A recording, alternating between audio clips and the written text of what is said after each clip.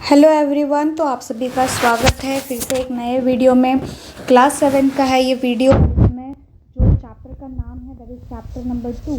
ठीक है बच्चों, तो ये है चैप्टर नंबर 2 और इसका नाम है that is nutrition in animal. अगर हम न्यूट्रिशन इन एनिमल की बात करें तो animal nutrition including nutrient recruitment requirement mode is intake of food and utilization by the body. क्या होता है न्यूट्रिशन, एनिमल न्यूट्रिशन कि किस तरीके से हम जो फूड है वो खा रहे हैं और किस मोड से हम उसे इनटेक कर रहे हैं और हमारी बॉडी में वो कैसे डाइजेस्ट होकर कैसे यूटिलाइज हो रहा है, इसके बारे में हम इस चैप्टर में पढ़ने वाले हैं। तो जैसे हम बताएं कि complex substances can not be utilized by the body. Yes बच्चों, अगर कोई कॉम्प्लेक्स सब्सटेंसेस है तो वो हमारी बॉडी जो है उसको डाइजेस्ट नहीं कर पाती है, उसको छोटे छोटे टुकड़ों में तोड़ती है और फिर उसके बाद हमारी बॉडी जो है वो यूटिलाइज करती है। जैसे हम एक टाइम में पूरी रोटी नहीं खा सकते, वैसे ही हमारी बॉडी एक टाइम में पूरा का पूरा स्टार्च यूटिलाइज नहीं कर सकती है। तो सेम वे जैसे हमें उसे तोड़ कर खाना पड़ता है, तो वैसे ही हमारी बॉडी जो है वो स्टार्च को छोटे छोटे टुकड़ों में तोड़ती है, यानी कि सिंपल शुगर में कन्वर्ट करती है और फिर उसके बाद वो जो शुगर है, सिंपल शुगर है, वो हमारी बॉडी यूटिलाइज करती है। जैसे ये कॉम्प्लेक्स सब्सटेंसेस की बात हो रही है, तो ये कॉम्प्लेक्स सब्सटेंसेस को किस तरीके से होता है, कॉम्प्लेक्स सब्सटेंसेस को हमारी बॉडी जो है वो किस में कन्वर्ट करती है, सिंपलर वन में कन्वर्ट करती है और हमारी बॉडी इसी का यूटिलाइजेशन करती है। ठीक है, अब क्या बोला गया है, यही कन्वर्जन यानी कि कॉम्प्लेक्स सब्सटेंसेस को सिंपलर सब्सटेंसेस में कन्वर्ट करने के प्रोसेस को ही हम लोग डाइजेशन प्रोसेस कहते हैं। तो हमारी बॉडी जो है वो डाइजेशन करती है। तो डिफरेंट वे है फूड खाने का। जैसे कि जो बी और ह्यूमिंग बर्ड है वो क्या करते हैं, नेक्टर को सक करते हैं प्लांट्स से। ठीक है, जो इन्फेंट होते हैं एनिमल के वो मदर मिल्क पे ही डिपेंड रहते हैं। तो ये डिफरेंट वे है। जो स्नेक है, जैसे कि पाइथन है, तो पूरा का पूरा एनिमल ही खा जाता है, यानी कि उसका जो प्री है, यानी कि उसका जो शिकार है वो पूरा का पूरा खा जाता है। कुछ ऐसे एक्वेटिक एनिमल है जो क्या करते हैं कि वो पानी गेन करते हैं। ठीक है, जैसे उनके अंदर छोटे छोटे पोर्स रहते हैं, तो वहाँ से वाटर को गेन करते हैं। वाटर को गेन करने के बाद वो पूरा का पूरा फूड जो है उसका यूटिलाइजेशन करते हैं, मतलब पानी को फिल्टर करके बाहर निकाल देते हैं अपने बॉडी से और जो फूड रहता है उसको फिर डाइजेस्ट करते हैं। ठीक है, फिर उसके बाद अगर हम एनिमल फैट्स की बात करें तो उसमें स्टारफिश जो है वो किसके ऊपर फीड करता है, हार्ड सेल के ऊपर। आपने देखा होगा बच्चों, कुछ ऐसे हार्ड सेल्स होते हैं और फिर उसके अंदर जो है वो सॉफ्ट लिविंग ऑर्गेनिज्म होती है। ठीक है, तो स्टारफिश क्या करता है, स्टारफिश कुछ इस तरीके से रहता है। ठीक है, तो उसके यहाँ पे होल रहता है, तो वो क्या करता है, सबसे पहले वो अपना माउथ जो है वो यहाँ से निकालता है बाहर। ठीक, और वो इसको खा लेता है।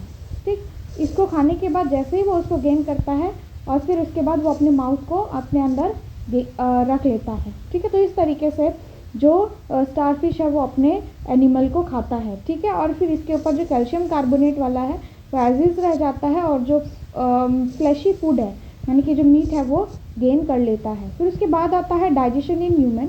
डाइजेशन इन ह्यूमन बीइंग की बात करें बच्चों, तो ह्यूमन बीइंग में जो डाइजेशन है वो माउथ से स्टार्ट होता है और एनस पे जाके ख़त्म होता है।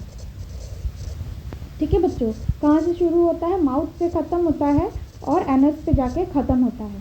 ठीक, तो माउथ की अगर हम बात करें तो माउथ को हम लोग बकल कैविटी भी कहते हैं। बकल कैविटी क्यों, ये हमारे पास टीथ है। ठीक है, और ये हेल्प करता है फूड को डाइजेस्ट करने में। फिर हमारे टंग के नीचे ही सलाइवरी ग्लैंड है। सलाइवरी ग्लैंड क्या करता है, सलाइवा सीक्रेट करता है। ठीक है बच्चों, सलाइवा सीक्रेट करता है। ये क्या करता है, सलाइवा का क्या काम है, सलाइवा, ठीक है, सलाइवा क्या काम करता है, large sugar to simple sugar. ठीक है बच्चों, तो सलाइवा क्या काम करता है, वो लार्ज शुगर को सिंपल शुगर में कन्वर्ट करता है, यानी कि हमारे माउथ में ही हमारे जो शुगर है उसका डाइजेशन हो जाता है। ठीक है बच्चों, फिर उसके बाद अगर हम आएंगे तो इसे हम लोग ईसोफेगस कहते हैं। ठीक है, तो ईसोफेगस क्या है, ये हमारे माउथ से लेकर हमारे जो स्टमक है वहाँ पर एक पाइप है जिसे हम लोग फूड पाइप भी कहते हैं। ठीक, तो वहाँ से जब भी हम खाना खाते हैं, ठीक है, सपोज कि हमने खाना खाया तो ये यहाँ से होते हुए फिर वो हमारे स्टमक में जाएगा। ठीक है, तो वो ईसोफेगस के ही थ्रू पॉसिबल होता है। फिर आता है स्टमक। तो स्टमक की बात करें तो स्टमक एक जे शेप का बैग लाइक स्ट्रक्चर है। ठीक है, फिर उसके बाद पैनक्रिया उसके नीचे ही रहता है जो कि क्रीम कलर का रहता है। फिर उसके बाद जो लेफ्ट हैंड साइड है उसमें अगर आप देखो तो वहाँ पर not left hand side, right hand side में अगर आप देखो तो वहाँ पर आपका लीवर होता है, ठीक है। लीवर में ही गॉल ब्लैडर होता है, ठीक। स्मॉल इंटेस्टाइन होता है, लार्ज इंटेस्टाइन होता है। फिर मैं आपको बताऊंगी कि स्मॉल इंटेस्टाइन को स्मॉल इंटेस्टाइन क्यों कहा जाता है और लार्ज इंटेस्टाइन को लार्ज इंटेस्टाइन क्यों कहा जाता है, ठीक है। तो ये बहुत ही ज़्यादा इंपॉर्टेंट है। फिर आता है उसके बाद रेक्टम और फिर उसके बाद आता है एनस, ठीक है। तो ये हम डिटेल में पढ़ने वाले हैं कि क्या क्या कहाँ से होता है। उससे पहले हम जान लें बकल कैविटी की अगर हम बात करें, ठीक है बच्चों। बकल कैविटी की अगर हम बात करें तो उसमें आता है मिल्क टीथ और एक होता है परमानेंट टीथ। जो मिल्क टीथ रहता है वो अप्रॉक्सीमेटली 7 से 8 महीने के बीच में जो इन्फेंट रहते हैं यानी कि जो बच्चे रहते हैं उनमें आता है और ये अप्रॉक्सीमेटली 4 to 5 ईयर्स तक रहता है, ठीक है। और फिर उसके बाद ये टूट जाता है, ठीक। तो वो गिर जाते हैं अपने आप ही, वो नेचुरल रहता है, वो उसे हम मिल्क टीथ कहते हैं, तो वो गिर जाता है।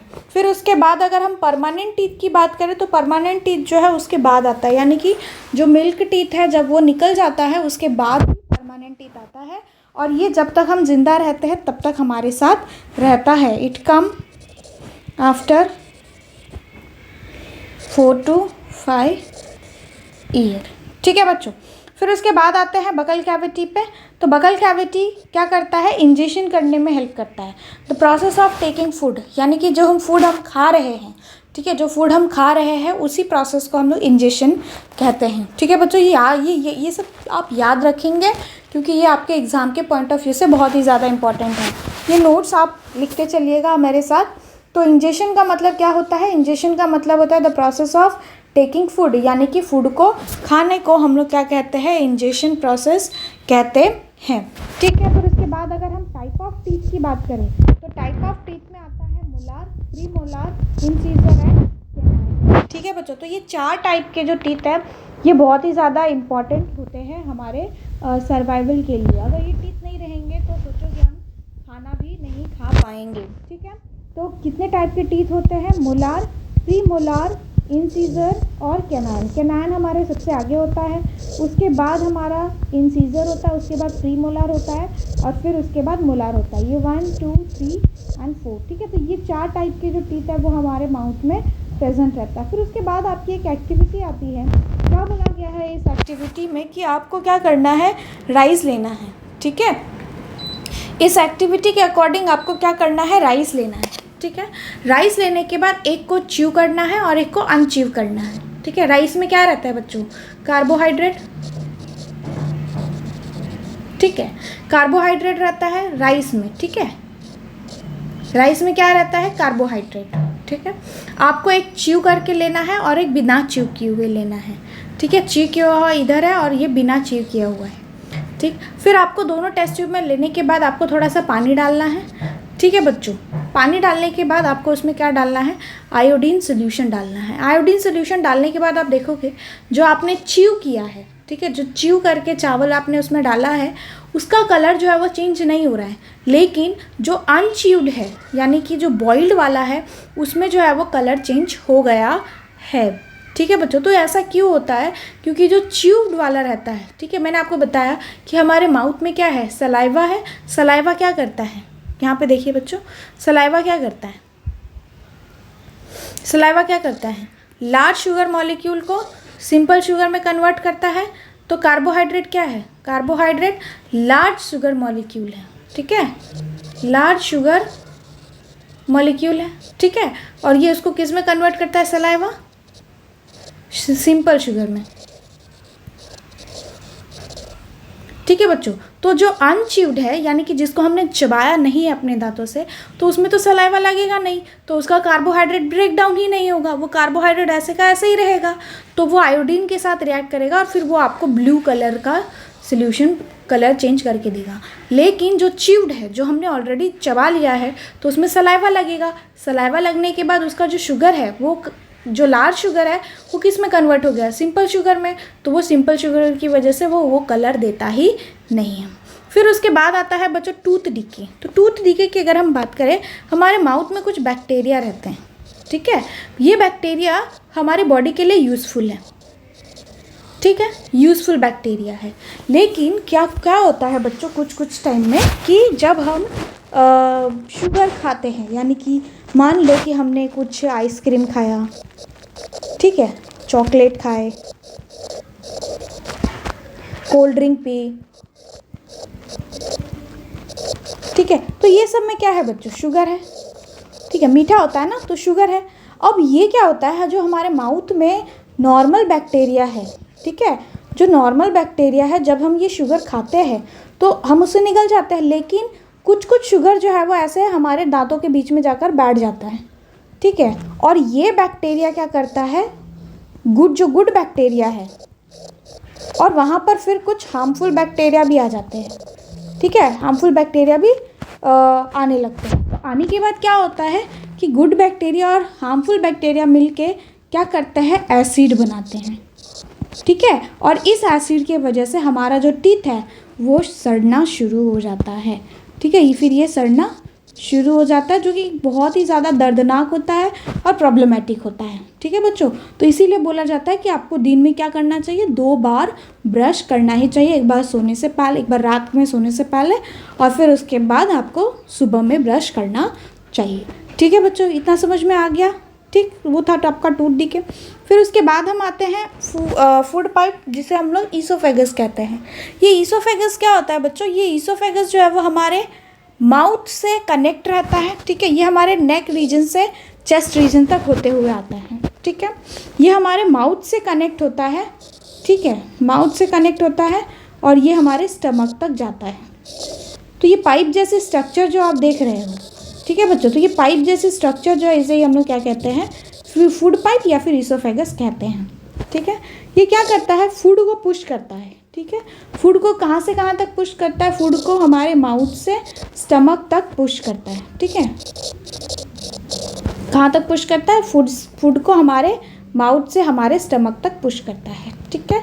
अगर हमारा स्टमक फूड को एक्सेप्ट नहीं करता है, if the food is not accepted by stomach, तो फिर हमारा स्टमक जो है वो उसको क्या करता है, वॉमिट कर देता है। फिर उसके बाद अगर हम स्टमक की बात करें तो स्टमक जो है ये एक थिक वॉल है, यानी कि मोटी सी जो एक वॉल की जो स्ट्रक्चर है, जैसे हमारे घर के वॉल होते हैं ना, कोई वॉल होता है बहुत ही ज़्यादा पतला होता है, कोई वॉल होता है जो बहुत ही ज़्यादा मोटा होता है, तो हमारे जो स्टमक है उसके जो वॉल है वो थोड़े से मोटे होते हैं, ठीक है बच्चों, जे शेप का होता है, ठीक है, आपको दिखेगा ये जे शेप, ठीक, तो ये जे शेप का होता है, ये फूड रिसीव करता है, ठीक है, फूड रिसीव करता है, ठीक, और कहाँ पे भेजता है, स्मॉल इंटेस्टाइन में भेजता है, ठीक है, कहाँ से रिसीव करता है, ईसोफेगस से, और कहाँ पर भेजता है, स्मॉल इंटेस्टाइन में, ठीक है, जो इनर वॉल है स्टमक का, ठीक है, अगर हम वॉल की बात करें तो इसका जो ये वॉल है ना, ये कुछ चीज़ें सिक्रीट करता है, सिक्रीट इन द सेंस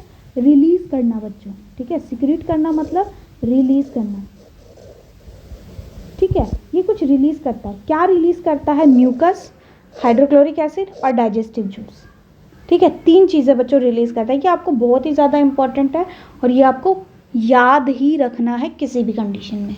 तो स्टमक जो है वो क्या रिलीज़ करता है, 3 चीज़ें रिलीज़ करती है, म्यूकस, डाइजेस्टिव जूस और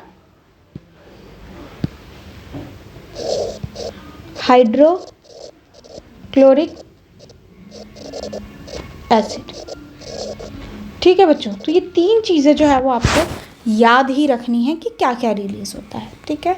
तो म्यूकस क्या होता है, म्यूकस जो है ये अगर आपका स्टमक है बच्चों, ठीक है, ये अगर आपका स्टमक है तो इस पर एक मोटी सी लेयर बन जाएगी, ठीक है, जैसे हम घर में कलर करवाते हैं ना, वैसे ही इस स्टमक में क्या होगी, एक मोटी सी लेयर बन जाएगी, और ये जो मोटी सी लेयर है इसे ही हम लोग म्यूकस कहते हैं, ठीक है।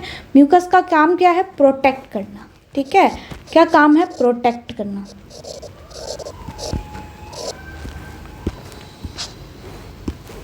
क्या काम है, प्रोटेक्ट करना, ठीक है बच्चों, क्या कर रहा है, प्रोटेक्ट कर रहा है, किसको, स्टमक को, ठीक है। फिर उसके बाद हाइड्रोक्लोरिक एसिड का क्या काम है, एसिडिक मीडियम क्रिएट करना, क्या काम है बच्चों, एसिडिक मीडियम क्रिएट करना, किसका काम है, हाइड्रोक्लोरिक एसिड का। तो आपको 3 चीज़ें याद रखनी है, म्यूकस, हाइड्रोक्लोरिक एसिड। म्यूकस क्या करता है, म्यूकस एक लीनिंग वॉल बनाता है, ठीक है। इनर लीनिंग वॉल बना, जैसे कलर करते हैं वैसे ही वो पूरे के पूरे स्टमक पे म्यूकस लगा कर रखता है, ठीक है। हाइड्रोक्लोरिक एसिड क्या करता है, एसिडिक कंडीशन क्रिएट करता है, ठीक है। क्या करता है, एसिडिक कंडीशन क्रिएट करता है, यानी कि एसिड बनाता है अंदर, ठीक है। तो ये एसिड को अगर हमारे हाथ पे लग जाए तो जल जाता है ना, तो हमारे स्टमक ना जले इसीलिए म्यूकस रहता है। समझ में आ गया।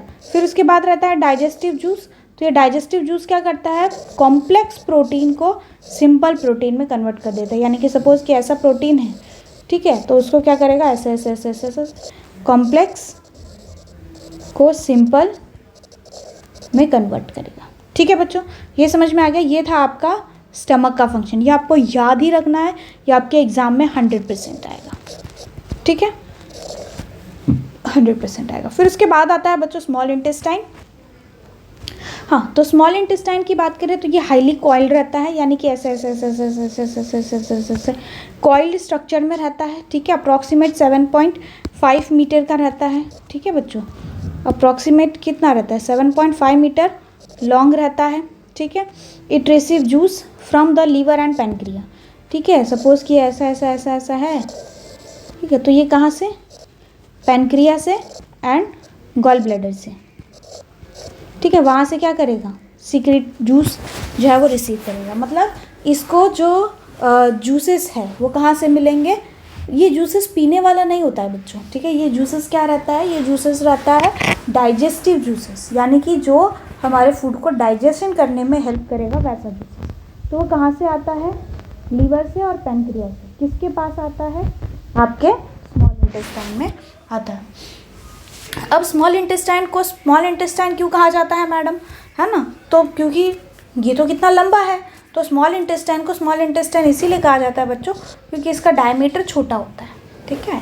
तो इसका डायमीटर जो है वो छोटा होता है, इसीलिए उसको स्मॉल इंटेस्टाइन को क्या कहा जाता है, स्मॉल इंटेस्टाइन कहा जाता है। हालांकि ये 7.5 मीटर लॉन्ग होता है, यानी कि किसी एक अडल्ट इंसान से भी बड़ा होता है, ठीक है। और ये कॉइल फॉर्मेट में रहता है, इसीलिए हमें पता नहीं चलता। फिर उसके बाद अगर हम लीवर की बात करें तो लीवर जो है ये एक ब्राउन कलर का ग्लैंड होता है जो हमारे राइट हैंड साइड में रहता है बच्चों, ठीक है। ये नोट्स आप बनाते चलिए, ठीक है। ये एक रेडिश कलर का ग्लैंड है, ठीक है। कहाँ पर रहता है, हमारे अपर पार्ट ऑफ एब्डोमेन में रहता है, जो कि राइट हैंड साइड में है। ये हमारे बॉडी का लार्जेस्ट ग्लैंड है बच्चों, ठीक है। क्या है, ये हमारे बॉडी का लार्जेस्ट ग्लैंड है। और ये क्या बनाता है, बाइल जूस बनाता है, ठीक है। कौन बनाता है, लीवर। लीवर क्या बनाता है, बाइल जूस, ठीक है। एक यानी कि मिल्क, ठीक है। अगर आप यहाँ पे मिल्क भी लिखोगे तो भी चलेगा, ठीक है। क्या बनाता है, बाइल जूस, ठीक, बाइल जूस बनाता है। और कहाँ पे स्टोर करता है, गॉल ब्लैडर में। गॉल ब्लैडर में बच्चों एक उसी के पास जैसे ये लीवर है, ठीक है, तो इसी में एक थैली जैसी स्ट्रक्चर है, तो ये बनाता है, ठीक है। और फिर वो उसके अंदर स्टोर करता है, ठीक है। तो ये है गॉल ब्लैडर।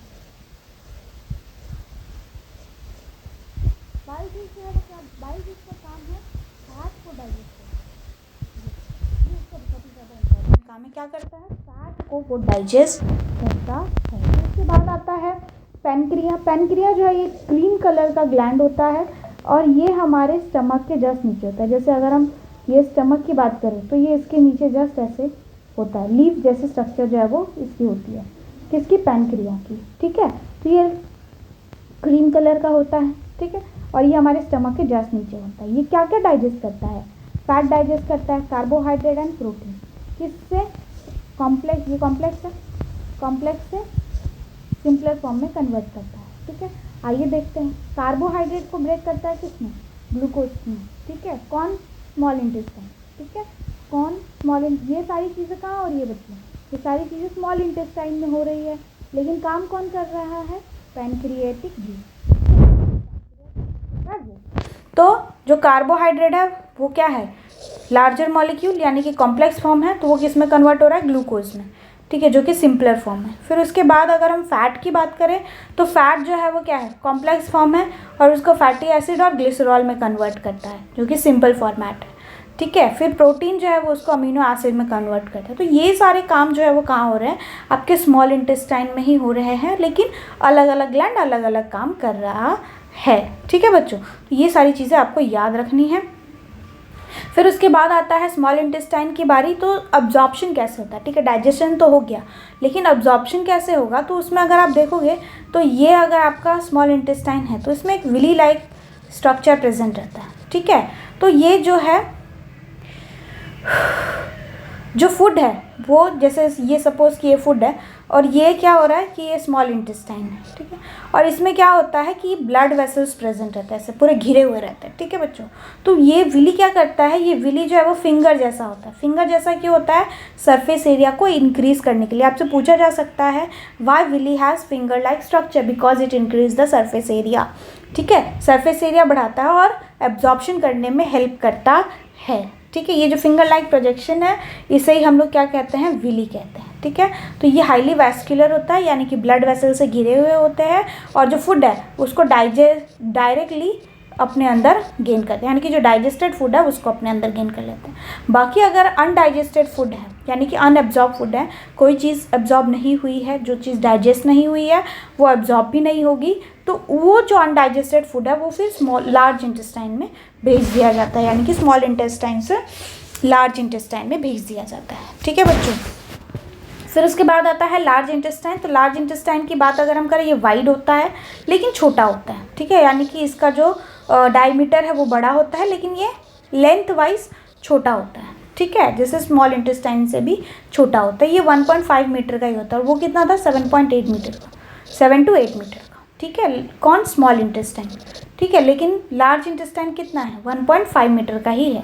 ये लार्ज इंटेस्टाइन क्या करता है, वाटर और सॉल्ट को एब्जॉर्ब करता है, यानी कि सारा का सारा डाइजेशन जो है वो हमारे स्मॉल इंटेस्टाइन पे ख़त्म हो जाता है। बाकी चीज़ जो बच गई है वो हमारे लार्ज इंटेस्टाइन में भेज दिया जाता है, और फिर वहाँ पर क्या होता है कि सॉल्ट और वाटर जो है वो एब्जॉर्ब किया जाता है, ठीक है। और जो चीज़ एब्जॉर्ब नहीं हुई है उसको फिर हमारे रेक्टम के थ्रू और एनस के थ्रू, एडजेशन प्रोसेस के थ्रू हमारे बॉडी से बाहर निकाल दिया जाता है, थ्रू यूरिन और थ्रू फीकल मैटर, ठीक है। फीकल मैटर को हम लोग मेनली लेट्रिन भी कहते हैं, लेट्रिन, ठीक है, लेटियारायन। उसके बाद अगर हम डाइजेशन ऑफ एनिमल की बात करें, जैसे काव है, बफेलो है, ठीक है, तो ये लोग क्या करते हैं, कंटिन्यूसली इसको जो भी खाना दो वो कंटिन्यूसली चीव करते रहते हैं, ठीक है। अब ये चीव कैसे करते हैं, सबसे पहले तो ये सारी के सारे ग्रासेस जो है वो खा लेते हैं, ठीक है, और इनके स्टमक में एक ऐसा पार्ट रहता है और वो वहाँ पर जाकर स्टोर करते हैं, दैट इज़ नोन एज रूमिन, ठीक है। उस रूमिन को, ठीक है, वो सभी के सभी ग्रास को पहले खा लेते हैं और उसको अपने स्टमक के पार्ट में स्टोर करते हैं, दैट इज़ रूमिन, ठीक है। अब ये जो फूड है ये पार्शियली डाइजेस्टेड है, यानी कि थोड़ा बहुत ही डाइजेस्ट हुआ है, तो उसको हम लोग कर्ड कहते हैं। अब क्या होता है कि ये कर्ड को अपने स्टमक से वापस से अपने माउथ में लेकर आते हैं, छोटे छोटे लंप में, ठीक है, माउथ में वापस से लेकर आते हैं और फिर उसको च्यू करते हैं, और इस प्रोसेस को क्या कहते हैं, रूमिनेशन कहते हैं, ठीक है बच्चों। तो क्या सबसे पहले जो गाय है या बफेलो है वो सारे के सारे ग्रासेस खा लेते हैं, अपने स्टमक में स्टोर करते हैं, वापस से उस फूड को अपने माउथ में बुलाते हैं और फिर से उसको च्यू करते हैं। तो ये जो स्टोर फूड है ये पार्शियली डाइजेस्ट है, यानी कि थोड़ा बहुत ही डाइजेस्ट हुआ रहता है, तो उसको जो है वो कर्ड कहते हैं, ठीक है। फिर कर्ड को थोड़ा सा बुलाते हैं, फिर उसको च्यू करते हैं और फिर से उसको गेन करते हैं। तो ऐसे प्रोसेस को हम लोग रूमिनेशन प्रोसेस कहते हैं, और ऐसे एनिमल को हम लोग रूमिनेंट कहते हैं। जो बैक्टीरिया है वो रूमिन में प्रेजेंट रहता है, जो सेल्यूलोज को डाइजेशन करने में हेल्प करता है, ठीक है। बहुत सारे ऐसे एनिमल्स होते हैं जो सेल्यूलोज को डाइजेस्ट नहीं कर सकते, जैसे कि एग्जाम्पल में है ह्यूमन बीइंग, ठीक है, जैसे कि ह्यूमन बीइंग। फिर जैसे एनिमल है जिस उसमें कीकम होता है, ठीक है। कीकम क्या होता है, ईसोफेगस और स्मॉल इंटेस्टाइन के बीच का एक पार्ट होता है, ठीक है बच्चों, बीच का एक पार्ट होता है जिसमें बहुत सारे बैक्टीरिया रहते हैं, ठीक है। और ये बैक्टीरिया क्या करता है, उस सेल्यूलोज को डाइजेशन करने में हेल्प करता है। तो इस तरीके से जो एनिमल है वो खाना खाते हैं। वैसे भी अगर एक क्वेश्चन बहुत ही ज़्यादा फेमस है उसका कि herbivores animal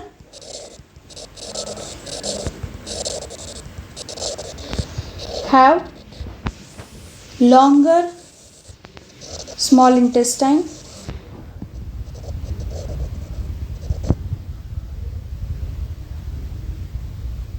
whereas carnivorous have small intestine. तो हार्बीवोरस एनिमल क्या होता है? जो ग्रास खाता है, ठीक है। और कार्निवोरस कौन होता है? जो मीट खाता है, ठीक है। ग्रास में क्या है? सेल्यूलोज, और इसमें प्रोटीन। इस सेल्यूलोज को ब्रेक होने में बहुत टाइम लगता है, मोर टाइम, ठीक है। ज़्यादा से ज़्यादा टाइम इसको ब्रेक होने में, यानी कि ये कॉम्प्लेक्स है तो सिंपल वन में कन्वर्ट होने के लिए इसको ज़्यादा टाइम लगता है, ठीक है। इट टेक्स लॉन्ग टाइम, लेकिन इसको बहुत कम टाइम लगता है, लेस टाइम, ठीक है। ये ब्रेक डाउन हो जाता है लेस टाइम, ठीक है। इसीलिए जो हार्बीवोरस एनिमल है उसको ज़्यादा टाइम लगता है, क्योंकि सेल्यूलोज को ब्रेक डाउन होने में बहुत ज़्यादा टाइम लगता है, क्योंकि वो किसी प्रेजेंट है ग्रास में और वो ग्रास ही खाता है। और कार्निवोरस एनिमल क्या खाते हैं? मीट खाते हैं। मीट में क्या है? प्रोटीन है। प्रोटीन जल्दी से डाइजेस्ट हो जाता है, इसीलिए उनके पास छोटी सी स्मॉल इंटेस्टाइन है, ठीक है बच्चों। फिर उसके बाद आता है digestion in amoeba. Digestion in amoeba की बात करें तो अमीबा जो है ये यूनिसेल्युलर ऑर्गेनिज्म, यूनिसेल्युलर ऑर्गेनिज्म, ठीक है। क्या है? यूनिसेल्युलर ऑर्गेनिज्म है। ये क्या करते हैं? अपने दो हाथ निकालते हैं या दो पैर। सूडो का मतलब होता है पैर, ठीक है। और पोडिया का मतलब होता है आर्म या लेग, ठीक है। तो ये क्या करते हैं? ऐसे वो अपने हाथ जैसे सबसे बाहर निकालते हैं और जो फूड है उसको गेन करते हैं, ठीक है। फूड को गेन करने के बाद ये फूड वैक्यूल में फूड को स्टोर करता है, इसी में डाइजेस्टिव एंजाइम को सीक्रेट करके फूड को तोड़ते हैं और फिर एक्यूमुलेट करते हैं, हमसे अपनी बॉडी में भेजते हैं और फिर वो बॉडी से बाहर निकाल देते हैं ताकि ह्यूमन। तो आई होप कि आप लोगों को ये जो चैप्टर है, होल चैप्टर है, वो समझ में आया होगा। अगर आप लोगों को कोई भी क्वेरी है तो प्लीज़ आप मेरे कमेंट बॉक्स में तो क्वेरी डालिए, मैं आपको ज़रूर रिप्लाई दूँगी, ठीक है। अगर आपको ये नोट्स चाहिए तो प्लीज़ रिप्लाई करिए, तो प्लीज़ कमेंट में डालिए, क्योंकि मैं ये जो नोट्स है वो भी वहाँ पर अटैच कर दूँगी, ठीक है। तब तक के लिए thank you so much. I hope कि आप लोगों को ये वीडियो बहुत ही ज़्यादा अच्छा लगा होगा। मेरी वीडियो को लाइक करिए, चैनल को सब्सक्राइब करिए और अपने दोस्तों के साथ शेयर करना मत भूलिए। और कोई भी डाउट है तो प्लीज़